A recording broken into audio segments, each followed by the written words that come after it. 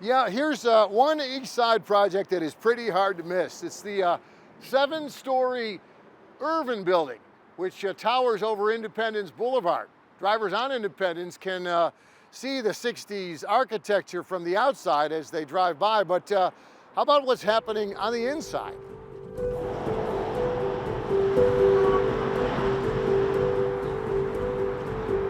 Seven floors up, here's a view of Uptown you don't see very often. Nothing between you and the skyline beyond these old brick walls, and not much within these walls either, as the Irvin building gets a major makeover, end to end. And top to bottom too, as workers on ladders install new ductwork in the ceiling.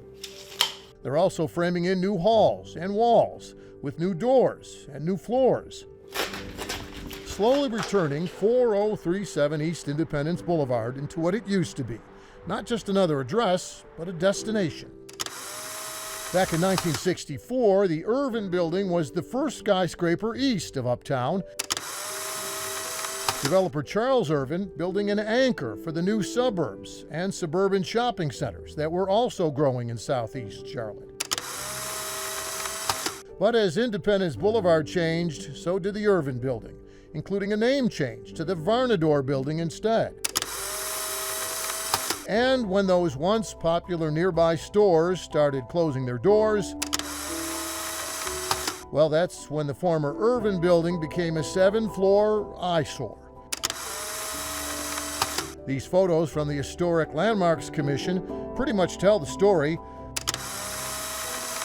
7 stories of broken glass and battered office space, boarded up on the outside, but still overrun by trespassers on the inside, all the way to the building's rooftop.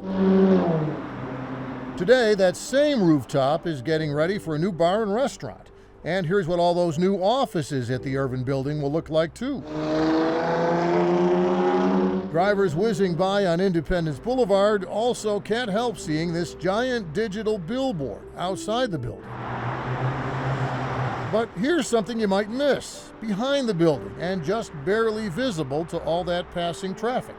It's a new 200-foot hidden mural linking the Irvin building's future with its past. The Irvin building is the anchor to this wall. We decided to put his portrait as the beginning of the mural. And so because I'm a portrait artist, I got to paint him. Well, that was my little touch. We're walking and talking about the mural with the two artists who created it, Eva Walker and Hillary Cyber Edwards. Well, the overall concept was that we would celebrate the history of the city of Charlotte through its skylines. We called out the 60s, the 80s, the 2000s, and then the 2020s and beyond. As Charlotte continues to evolve and change, we want the mural to celebrate that. The color palettes, along with the city skylines from each of the decades that we celebrate.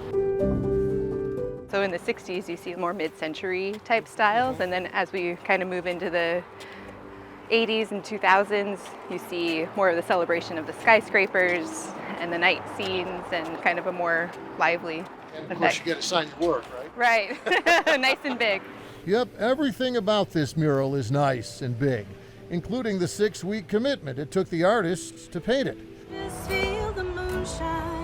while getting to know the new mural's East Side neighbors in the process. Yeah, we had a meeting with one of the women from the neighborhood association that's right back here, and she was really excited to see some dignity brought into this place and just a sense of ownership that it gives the community. That sense of ownership also includes many mural memories that all of Charlotte shares.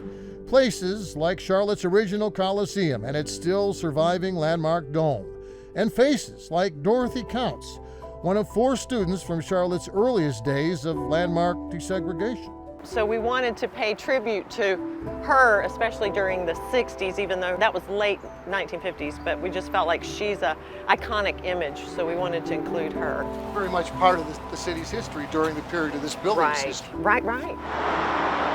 It's a shame that those cars passing by don't see this when they see the building. So yes, it is a smaller locale that sees it, even though it's right next to 74, but in that way it's kind of a jewel that you have to go out and seek.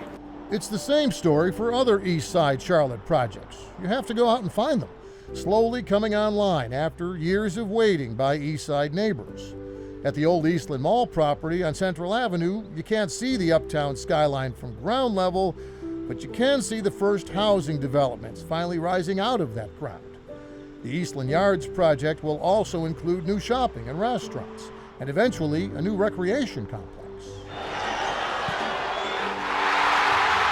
And while the Charlotte FC soccer team won't have its headquarters at Eastland Yards as originally promised, the soccer team's new practice facility did relocate elsewhere in East Charlotte to this new complex on Monroe Road, with a training center and practice fields, and a no-cost youth soccer academy that will share those fields with the pros, which sort of brings us back to the East Side's hidden and historic new artwork. Like, how do you end this mural? The artist's pointing out that there are more empty walls, more blank canvas to work with here. The Irvin building mural itself may be more of a work in progress, just like Charlotte's East Side. That suggestion of the future, because this is the 2020s and beyond, and I love that, just that glitched edge that suggests what's to come. We're not finished, yeah. By the way, you saw those photos we showed you a moment ago of just how rough it was inside the Irvin building before this renovation and restoration project began. Well, actually, there's still plenty inside worth saving, including the original 1960s terrazzo and tile, and many other architectural details from the mid-century modern era that still survive into this century.